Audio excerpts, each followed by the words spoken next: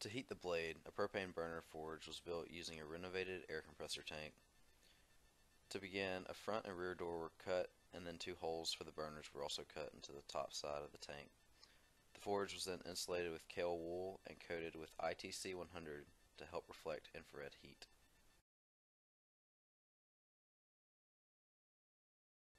To practice hammering techniques, a 1 inch by 1 foot hexagonal bar of low carbon steel was forged into a rough blade shape.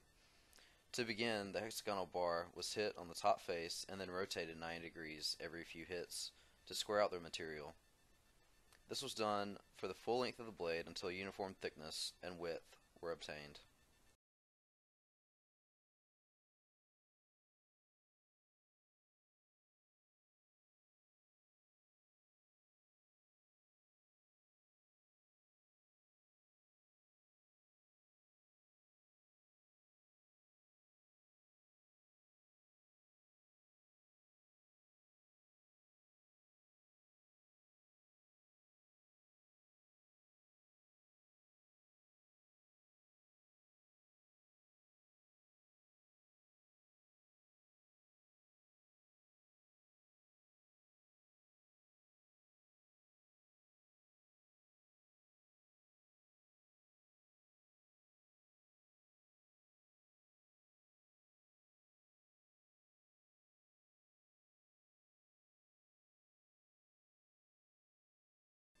Once the blade was of a uniform thickness and length, the curves to form the teardrop shape were applied.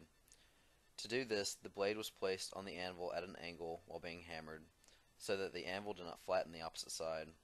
After each pass, the blade was assessed to keep symmetry of the curve. After the profile was completed, the tang was cut from the rebar handle.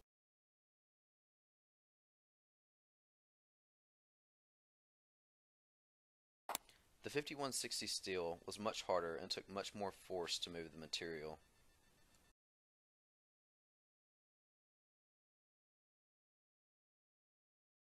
After the desired thickness and width were obtained, the fuller device was used to make the fuller. This process was very time consuming since the blade only stayed heated for one strike at a time. After the first strike, the device had to be realigned and the blade reheated.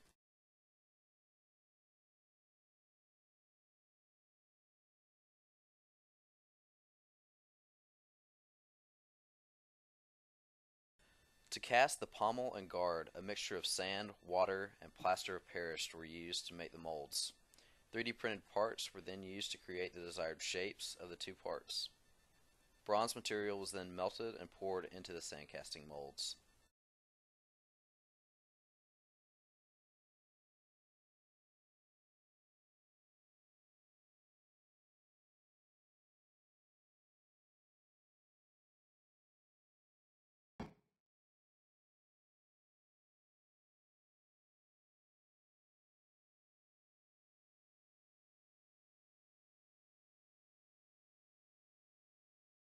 To perform the heat treatments, the blade fuller was filled with refractory cement, and then two steel plates were fastened to the blade with steel wire. The plates served to help draw heat away from the spine, as well as prevent the blade from warping. The blade was then heated to austenization temperature and then quenched in oil.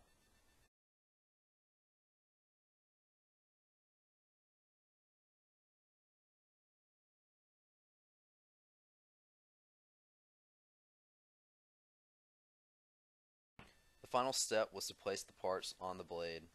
After the guard was put in place, the handle was then burned onto it to ensure a tight fit. To perform this step, a pilot hole was drilled through the center of the handle, and then the tang was heated.